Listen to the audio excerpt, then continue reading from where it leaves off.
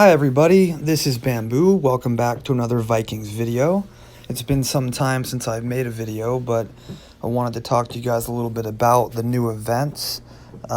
Kingdom Battle Fury, where it's 4 kingdoms at a time going at it. The second one of them, Kingdom Battle Fury, just finished.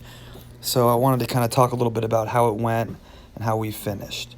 So I'm currently in Kingdom 376 in the clan Death Dealers.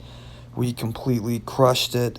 It was actually very competitive with the guys in Kingdom 508. You can see our score. We had 15.8 trillion points, which is just an absurd amount of points. We were number 16 out of 335, which is pretty good.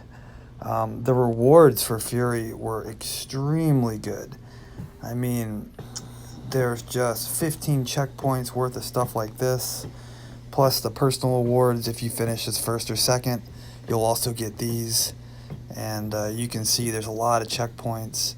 All these rewards are ridiculously good. The legendary checkpoints, look at that.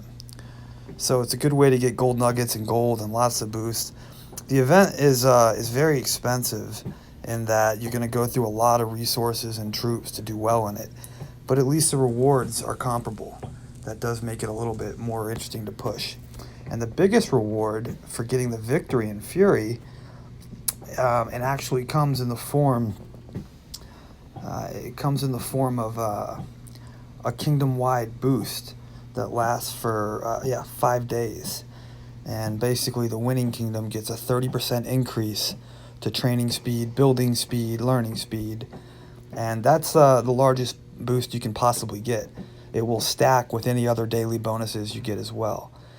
Also, we get Gift of the Gods, level 9, which are the largest and fastest yielding resource tiles that you can find. And I'll show you at the moment, I was able to send out 18 marches all on level 9 tiles. Now, what's great about these, other than the fact that they are they're loaded with anywhere between 117 million to 300 million of the resource, depending on which one, it yields super fast. So you can actually get billions in resources, over a couple of days by farming all these tiles. But they drop coffers of the gods as well. Now you're going to get a chance to get one of those coffers every time you yield, even if it's a small yield. It seems like if you yield it all at once, or the more you take, the better your shot at getting a coffer of the gods is, but I can't be sure about that. But the coffer of the gods contain gold nuggets and obsidian, which is used for the level 32 to 35 upgrades. So that stuff's super hard to get. You can only really get it in packs before this, so it's super exciting. So I wanted to share with you guys a few of the reports. So during Towers of Fury, the main part of it, which actually only happens 4 times, and see, the event has little 3-hour increments where you either get a specific push for killing invaders and ghosts, farming and yielding, killing enemy warriors, or the Towers of Fury will spawn in one of the 4 kingdoms. So these towers range from level 1 to 6, and depending on what level they are, depends on how many troops they have in them. Now these troops are not troops that are another players, although you do get soul shards for killing them. They're basically NPCs, or Polarium troops. However, again, you do get soul shards for killing them, and you can reinforce these towers as well. So what happens is the towers spawn, and our clan quickly searches to try to find them. They appear to be random where they pop. We form an onslaught and try to take them out. Now typically it takes a couple onslaughts depending on how many players you have. For us, it takes 2 or 3 to weaken these towers to where you can get a victory.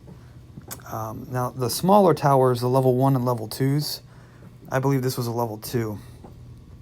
We took it out in 1 hit. But you can see, like, we're losing a lot of troops to do this. So even though we won this onslaught against this tower, and everybody got a bunch of soul shards and a bunch of points, and also resources, the towers do have a good bunch of resources, it's still very costly on our troop count. pretty much everyone in the clan is going to be way hurting on troops after this event. But I'll show you a few more. This was another one. I mean, this is deemed a success, even though we lost, because we took so much out.